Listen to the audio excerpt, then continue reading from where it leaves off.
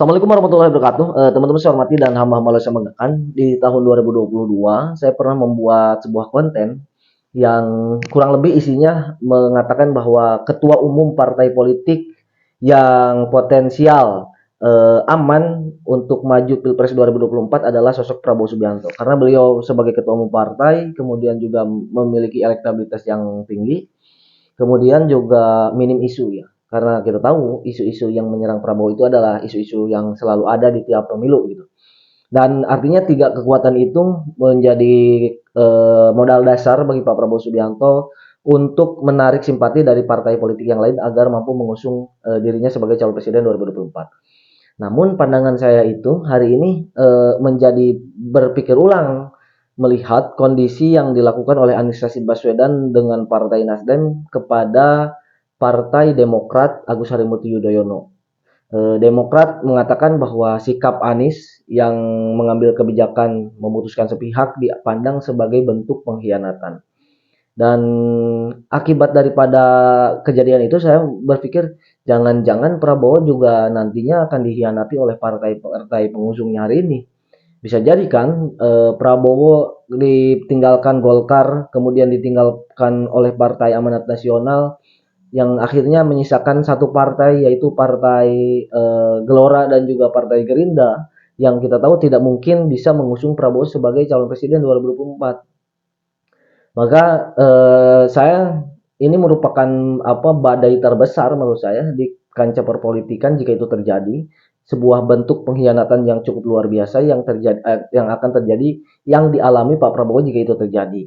Karena kita tahu hari ini Prabowo sudah lengket dengan Mas Gibran, kemudian juga dengan bapaknya Gibran juga dengan Pak Jokowi lengket kemana-mana, selalu didampingi, bahkan seolah-olah dibela dan didukung kan.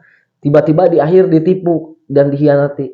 Dan otomatis Caimin kan sudah keluar dari Gerindra, sudah bersama Anies Rashid Baswedan. Tidak mungkin eh, Gerindra mengajukan Prabowo seorang diri gitu.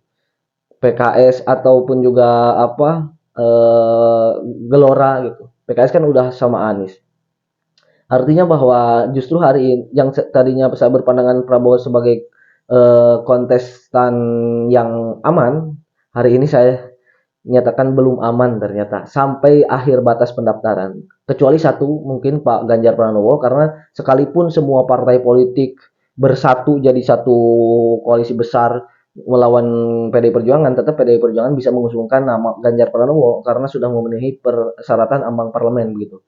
Yang kedua, kenapa Ganjar Pranowo dalam posisi aman itu karena memang Ganjar Pranowo tidak memiliki rekam jejak sebagai pengkhianat. Di 2013 sebagai gubernur tidak bukan ketika beliau menjadi anggota DPR RI pun bukan hasil dari pengkhianatan, tapi hasil dari kerja sebagai kader Partai PDI Perjuangan yang pada waktu itu kader PDI Perjuangan yang terpilih kemudian dijadikan atau direkomendasikan sebagai bahasanya kedubes kedutaan besar gitu. Akhirnya Ganjar di PAW jadi anggota DPR RI. Kemudian juga jadi gubernur, tidak ada rekam jejak sebagai pengkhianat selama 2 periode. Akhirnya artinya eh, riwayat tabiat ataupun juga karakter sebagai pengkhianat itu tidak ada di sosok Ganjar Pranowo. Tidak mungkin berarti Ganjar Pranowo hari ini sudah dideklarasikan oleh PDI Perjuangan tiba-tiba beliau menceleng kemana, nggak mungkin, nggak akan mungkin. Yang ketiga, beliau juga sebagai tokoh publik sekaligus sebagai pejabat yang memiliki modal elektabilitas yang bersaing, kadang kedua, kadang ke satu, kadang kedua, dan itu merupakan modal terbesar Ganjar Pranowo yang tidak dimiliki oleh kader-kader lain yang sebagai kader partai politik maupun sebagai profesional non kader partai politik. Kemudian yang keempat, Ganjar Pranowo rekam jejaknya jelas dan juga berpengalaman, dan saya kira pengalaman Ganjar Pranowo itu setidaknya menjadi modal dasar Ganjar Pranowo untuk bagaimana beliau mampu memimpin Indonesia yang lebih luas. Karena ketika Pak Jokowi 2 tahun memimpin kota Solo, kemudian di DKI Jakarta sebagai gubernur kurang lebih 2 tahun, artinya waktu itu bisa Jokowi buktikan juga dipimpin di kancah Indonesia. Dan begitupun juga Ganjar Pranowo, lingkupnya kan cukup luas, pernah jadi anggota DPR RI, kemudian juga sebagai gubernur, lebih tinggi dibanding dengan wali kota. Artinya tidak ada alasan sebetulnya bagi Ganjar Pranowo untuk menolak rekomendasi masyarakat untuk melanjutkan kinerja Pak Joko Widodo. Dan mungkin kelemahan bagi Pak Ganjar itu apa ya hari ini? Beliau susah sih, beliau sibuk dengan rakyat terus ya.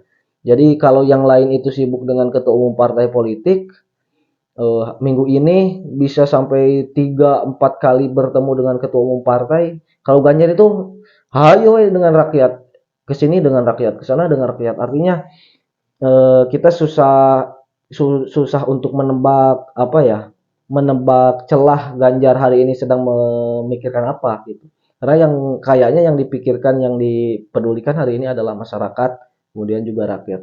Dan saya doakan sih mudah-mudahan semua calon presiden baik Anies, Ganjar ataupun Pak Prabowo semuanya sehat walafiat, rukun dan membuat politik demokrasi kita di Indonesia yang teduh, damai, tidak ada perpecahan dan juga memberikan contoh mengedukasi kita kepada masyarakat.